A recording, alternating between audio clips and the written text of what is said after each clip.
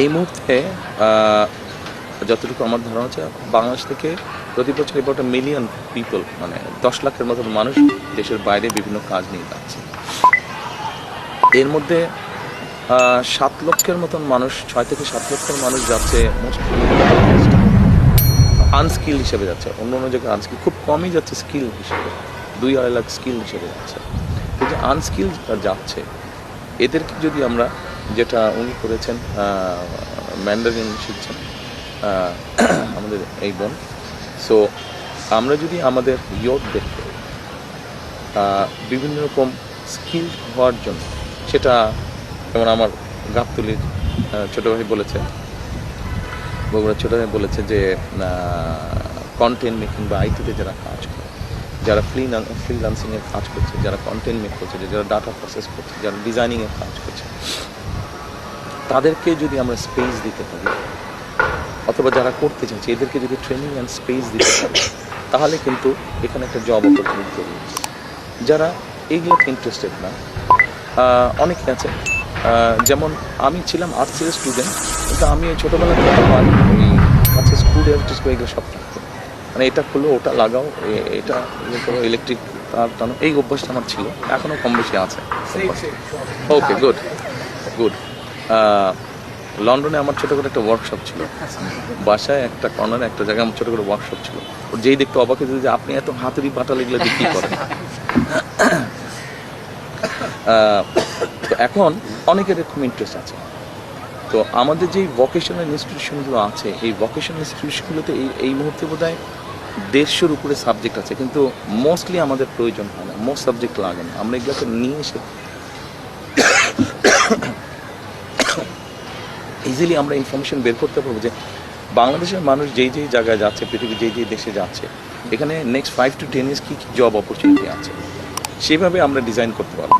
আপনি যে আপনার ভিডিওতে দেখিয়েছেন, সে ফরিদপুর বেল্টে আপনি দেখেছেন ইটালিয়ান ল্যাঙ্গুয়েজ। আমাদের ফরিদপুর বেল্টে ম্যাক্সিমাম লোকজন ইটালি যায়, ইউরোপে যায়, ইটালিতে যায়। এখন আমরা যদি ওখানে যে ভোকেশনাল ইনস্টিটিউশনটা করব, সেখানে যদি ইটালি বা ইউরোপে কী কী কাজের অপরচুনিটি আছে, ওভাবে যদি আমরা জিনিসটাকে ডিজাইন করি, এবং with the language course, mostly Italian শিখবে, বা আশেপাশে জার্মান বা অন্য স্পেন যেগুলো দেশ আছে, এই ল্যাঙ্গুয়েজগুলো যদি আমরা রাখি, তাহলে যাদের ওই দিকে যাবার ইচ্ছা আছে তারা ওখানকার ভোকেশনাল কোর্সের ট্রেনিংটা নিতে পারবে উইথ দি ল্যাঙ্গুয়েজ। এইভাবে জিনিসটাকে আমরা অ্যাডজাস্ট করতে চাই। আর এর বাইরে আপনাদের কাছ থেকে বুদ্ধি এসেছে, আইডিয়া এসছে, যেমন ফ্যামিলি কার্ডের ব্যাপারে এসছে, যে আমরা যদি এই মাদেরকে ছোট ছোট এসএমই করার জন্য ছোট ছোট লোন আমরা দিতে পারি, এরকম অনেকটা করা যাবে। ছোট ছোট এন্টারপ্রেনার যারা আছে, এরকম অনেকগুলো মানে এটাকে ঠিক সম্মানের চোখে দেখে না, সম্মানের চোখে। সেই জন্যই আমাদের নর্মাল কারিকুলাম যেটা আছে স্কুল, সেখানে আমরা ক্লাস 7-8 থেকে আমরা ভোকেশনাল থিওরিটা আমরা ইন্ট্রোডিউস করতে চাইছি, এবং ক্লাস 9 to 12 আমরা প্র্যাকটিক্যাল ট্রেনিংটা রাখতে চাইছি। আপনি একবার যখন জিনিসটাকে পুরো একটা ইনফরমেশন বক্সের মধ্যে, একটা ডাটার মধ্যে তৈরি করে ফেলতে পারবেন, তখন আপনি ওটা দিয়ে অনেক কিছু করতে পারবেন, যেটা অলরেডি আমরা শুনলাম। একবার পুরো ডাটাটা তৈরি হয়ে গেলে, ইনফরমেশনটা পুরো আপনার কাছে চলে আসলে, আপনি তখন ইনফরমেশনকে বিভিন্নভাবে ইউজ করতে পারবেন। কৃষকদের আমরা যদি যে সেক্টরগুলো নিয়ে কাজ করতে চাই, কৃষক, স্বাস্থ্য, এদের কিন্তু আমরা একটা প্রোগ্রামের আওতায় আনতে পারি, যে মাসে বা বছরে বা 6 মাস পর পর জনতার কোনো কৃষক একটা ডে হবে, যে সব একটা জেলায় বা বিভাগে ওদের কি আমরা সমস্যাগুলো সরাসরি শোনার জন্য কোনো ব্যবস্থা করতে চাই। সেই জন্যই তো আমাদেরকে এটা চাইছি আমরা, সেই জন্যই তো আমাদেরকে ডেমোক্রেসি প্র্যাকটিস করতে হবে।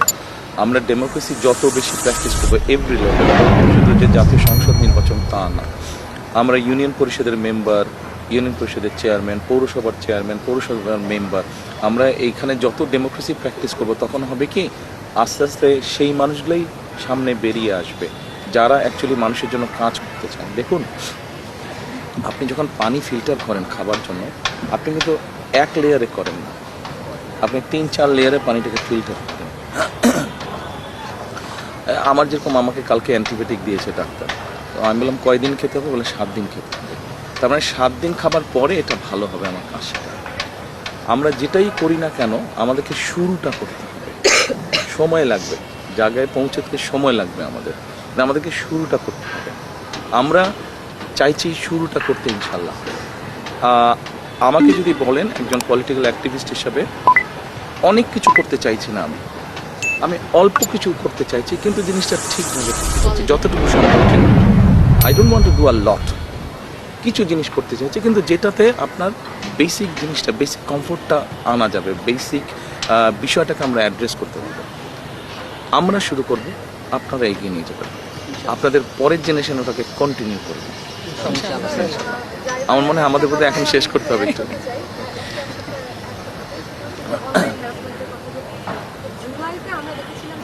না, এখানে একটা আইডিয়া এসছে আমাদের যে এটা যারা করে, আমরা কি পলিসি নিলে আমরা লোকেট করতে পারবো যে কারা এইসব খারাপ কাজ করছে, তখন দেশের ল অনুযায়ী তাদের বিরুদ্ধে ব্যবস্থা নেওয়া যাবে। এটার আইডিয়াটা অলরেডি আমরা পেয়ে গেছি, দ্যাটস এ গুড আইডিয়া। এটা আমরা আমাদের চিন্তার মধ্যে রাখবো, সুযোগ পেলে আমরা সেটা। কিন্তু আপনিও যেটা বললেন ওই যে আগে 2002-2003 সময় যে অ্যাসিডদের ওই যে অ্যাড দেখানো হতো, তো আমাদের শিক্ষাও দিতে হবে বাচ্চাদেরকে, তরুণদের, যুব সমাজকে এই যে এগুলোর ব্যাপারে।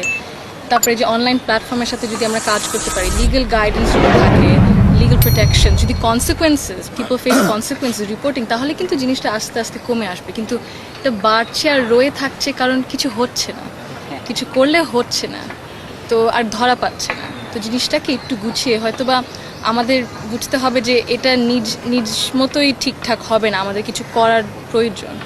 আর হয়তো বা তরুণরাই কোনো সলিউশনস বের করতে পারবে, কয়েকটা লাগবে কিন্তু ইনশাল্লাহ হবে। আপনাদের অনেক ধন্যবাদ। আমাদের আচ্ছা, সময় শেষ হয়ে যাচ্ছে। আমাদের লাস্ট কোশ্চেনটা নিয়ে ভাইয়া কনক্লুড করে দেন। আপনার জানা আছে সাউথ কোরিয়া খুব সম্ভব গত বছর কন্টেন্ট মেকিং থেকে কত আর্ন করেছে? $12 বিলিয়ন। শুধু আইটি কন্টেন্ট মেকিং থেকে $12 বিলিয়ন একটা সাবজেক্ট থেকে। তো আপনি যেটা বললেন ওরা পারলে আমরা পারবো না, কেন পারা যাবে। আমাদেরকে আমাদের জিনিসগুলোকে সাজাতে হবে। হ্যাঁ, হয়নি, আমরা দেখেছি অতীতে অনেক জিনিস হওয়া উচিত ছিল, হয়নি। আমরা ইনশাল্লাহ সামনে আমাদের সুযোগ আসলে আমরা সামনে হতাশ হলে চলবে না, আশা রাখতে হবে। আপনি যেটা হয়তো বা বলতে চাচ্ছেন, আমি যদি বুঝে বসি, যে আমাদেরকে যেটা শেখানো হচ্ছে, যেটা অফিসিয়াল ট্রেনিংয়ে আছে, ইটস নট আপ টু পার, যেটা দুনিয়াতে আমরা দেখতে পাচ্ছি, যেটা সাধারণ মানুষেরা অলরেডি নিজেরা করে ফেলছে, আরও এগিয়ে যাচ্ছে। তো আপনি বলছেন ওই মানে জিনিসটাকে ব্যালেন্স করার জন্য, সেটাই তো। কিন্তু তাহলে ওই যে বললাম পানি ফিল্টার করতে তো কয়েকটা স্তর লাগবে, আমাদের ওই স্তরগুলো পার হতে হবে। তো আমরা হুট করে এখানে জাম দিতে পারবো না, অতটুকু জায়গায় আমরা জাম দিতে পারবো না, আমাদেরকে হেঁটে হেঁটে কাছে গিয়ে জাম করতে হবে বা হেঁটে হেঁটে নিচে। তো এই স্টেজটা আমাদের পার হতে হবে। আমরা পিছিয়ে গিয়েছি, বাট আমরা যদি প্ল্যান করে কাজ করি ইনশাল্লাহ আমরা ধরে ফেলতে পারবো। আমাকে একটা দায়িত্ব দিয়েছে যে আপনাকে রিকোয়েস্ট করার জন্য